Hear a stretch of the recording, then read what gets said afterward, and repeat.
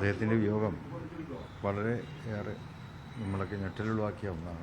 ഒന്നാമത് ആധുനിക ഇന്ത്യയെ കെട്ടിപ്പടുക്കുന്നതിൽ ശ്രദ്ധേയമായ പങ്കാളിത്തം വഹിച്ച ഒരു പ്രധാനമന്ത്രിയായിരുന്നു അദ്ദേഹം.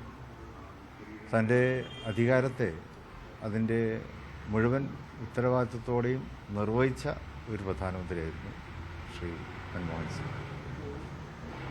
കൂപ്പുകുത്തിക്കൊണ്ടിരുന്ന സമ്പദ് വ്യവസ്ഥയെ അദ്ദേഹം പിടിച്ചു നിർത്തി എന്നുള്ളതാണ് അദ്ദേഹത്തിൻ്റെ ഏറ്റവും വലിയ നേട്ടമായി നമ്മൾ കാണുന്നത്. അദ്ദേഹം ഒരു സാമ്പത്തിക വിദഗ്ധൻ കൂടിയായിരുന്നല്ലോ. ലോകം മുഴുവനും സാമ്പത്തിക മധ്യത്തിൽ തകർന്നുപോയ ഒരു സന്ദർഭം അമേരിക്കയും യൂറോപ്യൻ രാജ്യങ്ങളൊക്കെ അതിൻ്റെ പേരിൽ അവരുടെ ബാങ്കുകളും ഫണ്ടുകളും ഒക്കെ മരവിപ്പിച്ചൊരു കാലത്ത് 1990-കളിൽ ഇന്ത്യയിൽ ആ തരത്തിലുള്ള ഒരു ബുദ്ധിമുട്ടും അദ്ദേഹം ഉണ്ടാക്കിയില്ല. മാത്രമല്ല ഇന്ത്യൻ സമ്പദ് വ്യവസ്ഥയെ അദ്ദേഹം പിടിച്ചു നിർത്തുകയുണ്ടായി. ലോകരാജ്യങ്ങൾ അതിന് അന്താരാഷ്ട്ര നാണയനിധി അതുപോലെ തന്നെ ലോക ബാങ്ക് ഇവരൊക്കെ തന്നെ അന്ന് അതിനെ വിമർശിച്ചിരുന്നു. മൻമോഹൻ സിംഗ് അതിൻ്റെ പേരിൽ ഒരു ഫണ്ട് ഇവിടെ നിർത്തലാക്കിയില്ല, ഒരു ബാങ്കും ഇവിടെ അടച്ചില്ല. മറിച്ച് ഇവിടുത്തെ സമ്പദ് വ്യവസ്ഥയെ അദ്ദേഹം കൂടുതൽ ഉദാരമാക്കുകയാണ് ചെയ്തത്.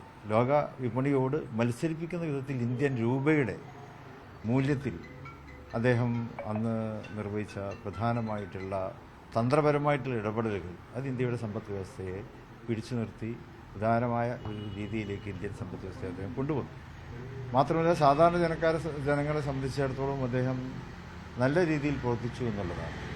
ഒന്നാമത് തൊഴിലുറപ്പ് പദ്ധതി എന്നത് ഇന്ത്യയുടെ ദാരിദ്ര്യം തന്നെ ഇല്ലാതാക്കുന്നതിൽ വലിയ പങ്ക് വഹിച്ച ഒന്നാണ്.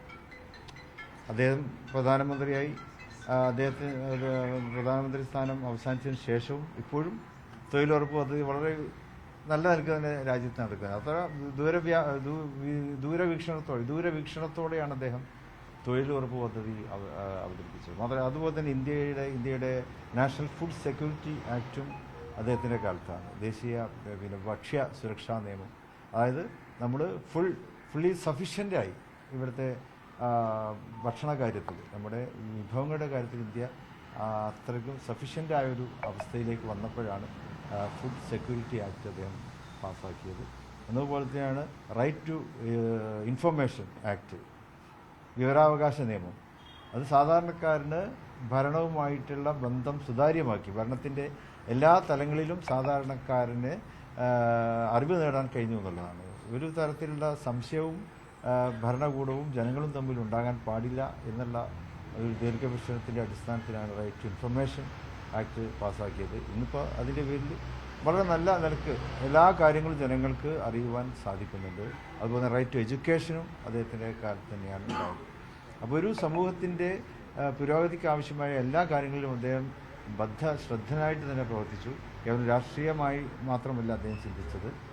ഒരു ഭരണകർത്താവ് എന്നുള്ള നിലക്ക് ജനങ്ങളുടെ ഹൃദയത്തോടാണ് അദ്ദേഹം സംവദിച്ചു കൊണ്ടിരുന്നത്. ഭരണകർത്താവ് എന്നുള്ളവർക്ക് ജനകീയമായിട്ടുള്ള എല്ലാ പ്രശ്നങ്ങളും ഇടപെട്ടുകൊണ്ട് അവർക്ക് ശാന്തിയും സമാധാനവും പ്രതീക്ഷയും നൽകിയെന്നുള്ളത് അതാണ് ഏറ്റവും വലിയ പ്രത്യേകത. ഒരു ഭരണകർത്താവ് ജനങ്ങൾക്ക് നൽകേണ്ടത് ഭാവിയെക്കുറിച്ചുള്ള പ്രതീക്ഷയാണ്.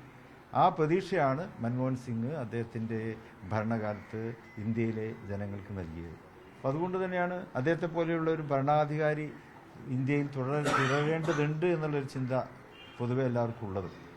പ്രത്യേകിച്ച് ഇപ്പോഴത്തെ ഭരണവുമായിട്ടൊക്കെ തുലനം ചെയ്യുമ്പോൾ മൻമോഹൻ സിംഗിനെ പോലെയുള്ള ഒരു ഭരണാധികാരി അദ്ദേഹത്തെ പോലെയുള്ളവർ ഇന്ത്യയിൽ വീണ്ടും അധികാരത്തിൽ വരട്ടെ എന്നാണ് ജനങ്ങളൊക്കെ ആഗ്രഹിക്കുന്നത്. അപ്പോൾ ആ നിലക്ക് ഇന്ത്യയെ കണ്ടെത്തിയ ഒരു നേതാവായിരുന്നു മഹാനായ ഡോക്ടർ മൻമോഹൻ സിംഗ്.